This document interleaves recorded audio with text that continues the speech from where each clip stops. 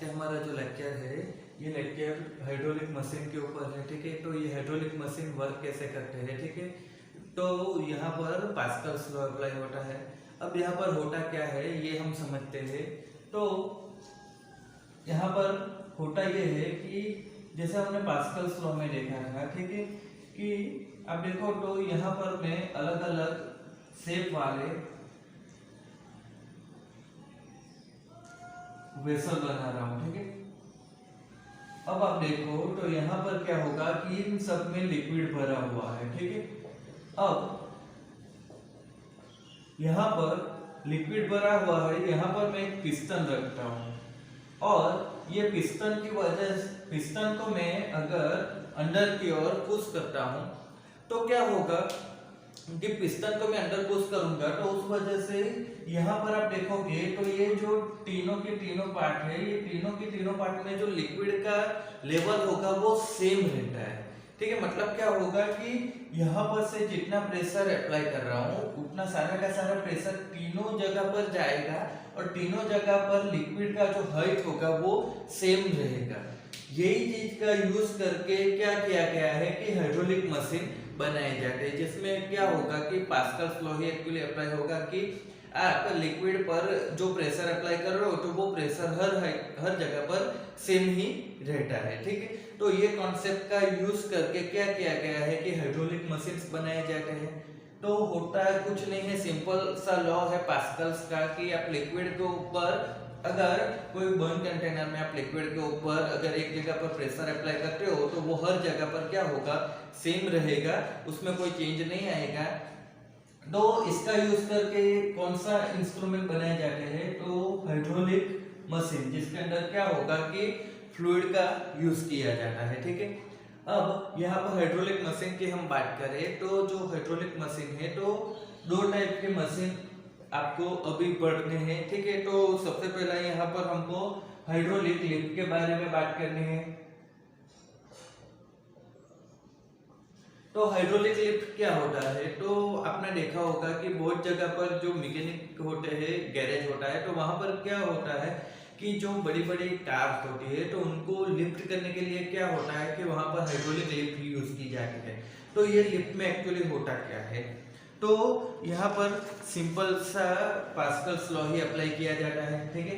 तो ये लिफ्ट कुछ इस तरीके से होती है कि आपको दो एक साइड पर क्या होगा कि छोटा पिस्टन रखेंगे और दूसरी साइड पर क्या करेंगे कि इस तरीके से बड़ा वाला पिस्टन रखेंगे।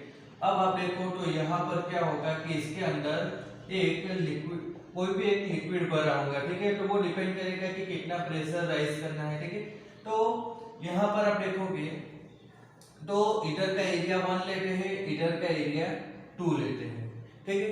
अब यहाँ पर होता क्या है कि अगर हमें इसको नीचे दबाना है, ठीक है, तो यहाँ से हम इसको नीचे दबाएंगे तो हम यहाँ पर F1 फोर्स अप्लाई करेंगे।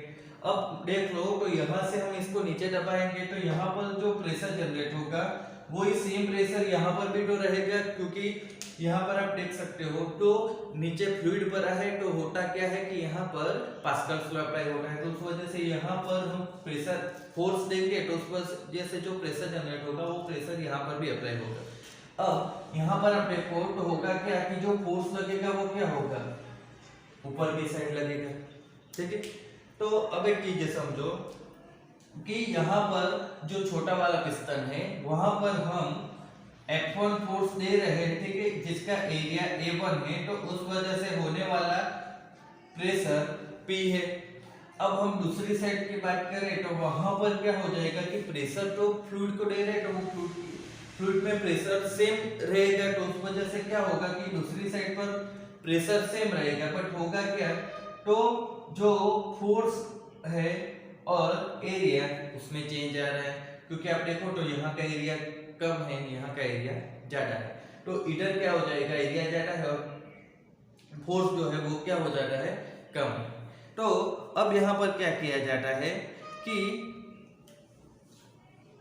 F2 इक्वल टू क्या हो जाएगा तो प्रेशर इनटू एरिया, इस तरीके से। अब देखो तो दोनों जगह पर प्रेशर तो सेम है, तो हम यहाँ पर क्या कर सकते हैं तो A2 upon A1 into F1, F1 अपन A1 की वैल्यू हम यहाँ पर लिख सकते हैं। तो एरिया वाली वैल्यू को मैंने 60 में रखा। अब देखो तो यहाँ पर ये जो फैक्टर आ रहा है, ठीक है, ये फैक्टर में क्या हो रहा है कि A1 less than A2, A1 की वैल्यू आप देख सकते हो कि A2 की वैल्यू से कम है। दैट मींस कि ये जो फैक्टर आ रहा है, ठीक है, A2 बाय A1, ये क्या हो रहा है, मस्ट बी ग्रेटर देन 1। तो ये अगर ग्रेटर देन 1 आ रहा है तो इसका मतलब क्या हो जाएगा कि F2 ग्रेटर देन F1 हो जाएगा। अब समझ रहे हो कि यहाँ पर हो क्या रहा है कि A2 बाई A1 का जो फैक्टर आ रहा है वो 1 से बड़ा आएगा, तो उस वजह से क्या हो जाएगा कि F2 की वैल्यू F1 से बड़ी हो जाएगी, क्योंकि आपको F1 को ये फैक्टर के साथ मल्टीप्लाई करना है। तो यहाँ पर होगा क्या कि हम F1 जितना जो फोर्स अप्लाई कर रहे हैं उसकी जगह पर हमको इधर ज्यादा फोर्स मिलेगा। इसका रीजन क्या है कि दोनों जगह पर प्रेशर तो सेम रहेगा, बट अगर इधर हमने एरिया बढ़ा दिया तो इधर फोर्स भी ज्यादा हो जाएगा, ठीक है। अब इसको एक न्यूमेरिकल के तौर पर भी अगर आपको समझना है तो यहाँ पर आप क्या समझ सकते हो कि यहाँ पर मान लो कि हमारे पास प्रेशर इसकी वैल्यू 3 है, ठीक है। तो ये 3 वैल्यू हमारे पास कैसे आई, तो मान लो कि ये F बाई ए कर रहे हो तो 6 न्यूटन का प्रेशर लगा है और 2 मीटर स्क्वायर उसका एरिया था, तो हमारे पास आंसर क्या हुआ, 3 आ गया। अब इधर हम देखेंगे तो इधर क्या होगा, प्रेशर तो 3 ही रहने वाला है इधर भी, बट होगा क्या कि यहाँ पर आप देखो तो एरिया ज्यादा हो गया, एरिया ज्यादा हो गया, मतलब अब देखो तो यहाँ पर P इक्वल टू 3 ही रहना चाहिए, बट एरिया क्या हो गया, 4 हो गया। तो अब एरिया 4 हो गया तो ऊपर क्या हो जाना चाहिए, 12, तभी जाके हमारा प्रेशर सेम रह पाएगा। तो होता क्या है कि प्रेशर तो कांस्टेंट रहा, इधर 3 था तो इधर भी प्रेशर 3 ही रहा, बट अब देख लो कि इधर एरिया 2 था तो प्रेशर हमको 6 लगाना पड़ा। तो अब इधर क्या हो गया कि हमारे पास एरिया बढ़ गया तो प्रेशर जो फोर्स था वो क्या हो जाएगा, वो भी बढ़ जाएगा, तभी जाके ये प्रेशर मेंटेन रह पाएगा। तो इधर क्या हो जाएगा कि ज्यादा फोर्स लगेगा, उसी वजह से क्या होगा कि इधर आप कोई भी जो कार रखी होगी, ठीक है, तो वो कार लिफ्ट कर पाते हैं, ठीक है। और दूसरी चीज कि यहाँ पर तो हमने कम प्रेशर दिया था बट इधर हमको ज्यादा, सॉरी, यहाँ पर हमने कम फोर्स दिया था बट इधर ज्यादा फोर्स हमको मिल पाता है। तो इसी चीज का यूज करके हाइड्रोलिक लिफ्ट बनाई जाती है, जिसमें एक साइड से कम फोर्स देकर दूसरी साइड पर ज्यादा फोर्स ऑब्टेन किया जाता है, ठीक है। तो अब इसी के ऊपर एक न्यूमेरिकल करना है, एग्जांपल 10.5, ठीक है। आई होप आइडिया आ गया होगा।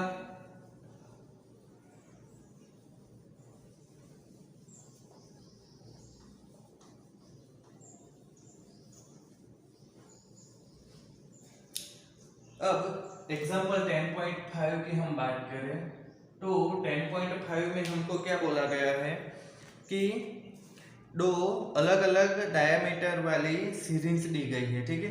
तो ये सीरीज को एक रबर ट्यूब के साथ जोड़ा गया है। फिर हमको दो चीज़ें यहाँ पर फाइंड करनी है कि एक के ऊपर हम 10 न्यूटन का फोर्स देंगे तो दूसरे के ऊपर कितना लगता है, और एक छोटे वाले को हम 6 सेंटीमीटर तक अंडर खसेड़े तो बड़े वाले में क्या डिफरेंस आता है, ये दो चीज हमको यहाँ पर फाइंड करनी है। तो एक्चुअली समझ लो कि यहाँ पर हमको डिटेल क्या दी गई है, तो R1 दिया गया, सॉरी D1 दिया गया है। D1 मतलब कि डायमीटर छोटे पिस्टन का, तो D1 दिया गया है छोटे पिस्टन का डायमीटर और वो है 1 सेंटीमीटर, ठीक है। तो यहाँ से हमको रेडियस क्या मिलेगी, 0.5 सेंटीमीटर, मतलब कि 0.5 इंटू 10⁻² मीटर हो जाएगा। फिर हमको दूसरा डायमीटर दिया गया है और वो है 3 सेंटीमीटर, तो यहाँ पर से हमको R2 क्या मिलेगा, तो वो हो जाएगा 1.5 सेंटीमीटर, मतलब कि 1.5 इंटू 10⁻² मीटर, इतना हमको दिया गया है। अब एक चीज बोली गई है कि अगर एक के ऊपर फोर्स 10 न्यूटन जितना लगाया जाए, मतलब कि F1 दिया है 10 न्यूटन, तो हमको F2 फाइंड करना है। अब दूसरी चीज, चलो पहले इतना कर लेते हैं। तो F1 F2 और ये एक्चुअली रेडियस दी है, तो यहाँ से हम एरिया लिख सकते हैं, ठीक है। कैसे? तो ये सीरीज दी गई है, मतलब इस तरीके की सीरीज, ठीक है। इंजेक्शन जो आता है, ठीक है, तो उसका ये रेडियस दिया है, तो रेडियस दिया है तो एरिया हम फाइंड कर सकते हैं, पाई आर स्क्वायर। तो यहाँ से हम क्या लिख सकते हैं कि जो हमने हाइड्रोलिक लिफ्ट में जो फॉर्मूला देखा वो है कि F2, ठीक है, जो फाइनल फोर्स होता है वो क्या होता है, तो A2 अपन A1 इंटू F1, इस तरीके से। तो होता क्या है कि यहाँ पर A2 की हम बात करें तो A2 क्या हो जाएगा, एक चीज सिंपल याद रखना कि जब भी हाइड्रोलिक लिफ्ट की या उस तरीके की बात की जाए तो ऊपर बड़ा एरिया ही आता है, ठीक है।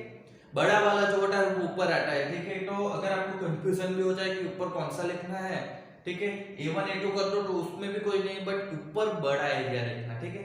तो होगा क्या कि यहाँ पर A2 की बात करें तो वो हो जाएगा पाई R2 स्क्वायर अपन पाई R1 स्क्वायर इंटू F1। तो पाई पाई तो कैंसिल हो जाएगा, एरिया अब 1.5 इंटू 10⁻², उसका स्क्वायर हो जाएगा, नीचे आ जाएगा 0.5 इंटू 10⁻², उसका स्क्वायर हो जाएगा इंटू F1 की वैल्यू 10। तो यहां पर से हम इसको सिंप्लीफाई करेंगे तो आंसर क्या हो जाएगा, तो 90 न्यूटन। तो होता क्या है कि दो पिस्टन साथ में जुड़ी हुई है, अब एक के ऊपर 10 न्यूटन का फोर्स लगा रहे हैं तो दूसरे के ऊपर क्या हो जाएगा, तो 90 न्यूटन का फोर्स लग रहा है, ठीक है। तो यही चीज है कि आप छोटे वाले पर कम फोर्स लगाओ फिर भी बड़े वाले पर ज्यादा फोर्स मिल रहा है। अब दूसरा यहाँ पर क्या बोला गया है कि स्मॉलर पिस्टन को 6 सेंटीमीटर तक आप पुश करो तो जो बड़ा पिस्टन है वो कितना खींच सकता है, ठीक है।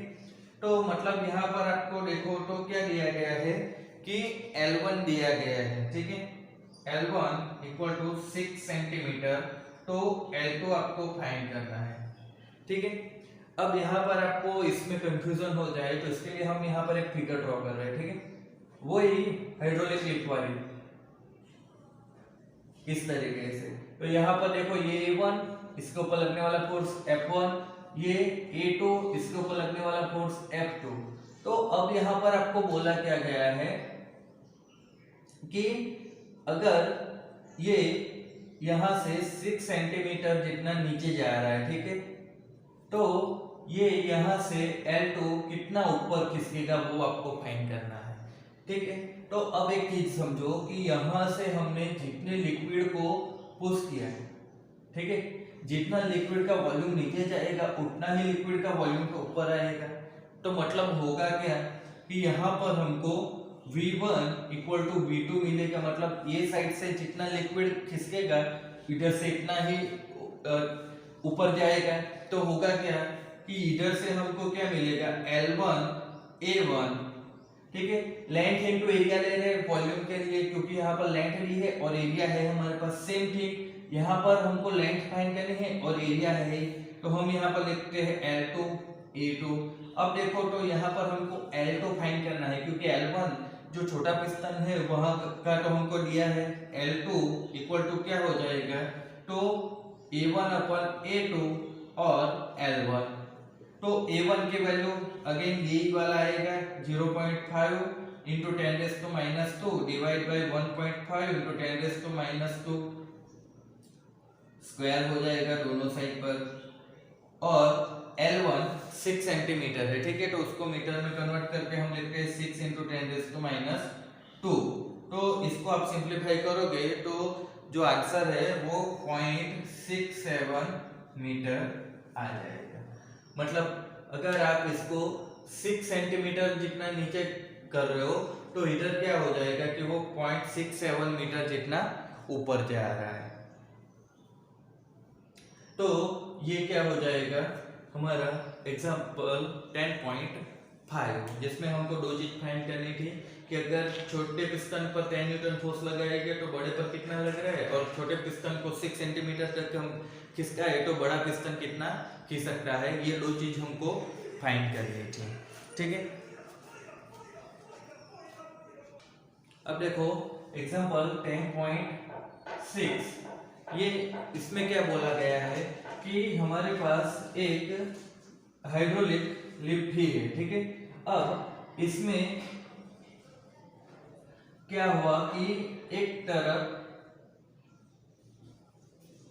इधर आप देखो तो जो बड़ा वाला पिस्टन है वहां पर क्या किया गया है कि एक कार रखी है। अब ये जो कार है इसका मास 135, यहाँ पर 1350 kg इसका मास दिया हुआ है। अब यहाँ पर हमको दिया क्या गया है कि दो पिस्टन का एरिया भी दिया गया है। ठीक है, तो जो छोटा वाला है, सॉरी रेडियस दिया गया है, तो इसका रेडियस R2 15 सेंटीमीटर दिया है और इसका रेडियस R1 वो हमें 5 सेंटीमीटर दिया है। तो यहाँ पर हमको बोला गया है कि इसके अंदर एयर भरी हुई है, तो यहाँ पर हमको F1 कितना देना पड़ेगा। ठीक है, तो यहाँ पर कंफ्यूज होने की जरूरत नहीं है।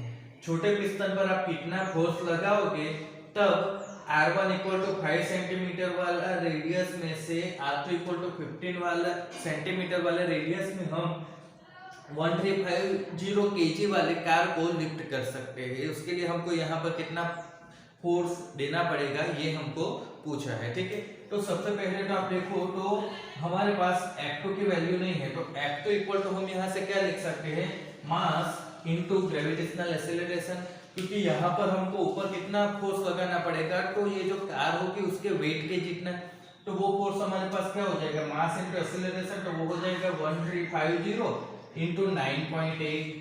तो ये वैल्यू जो है ये वैल्यू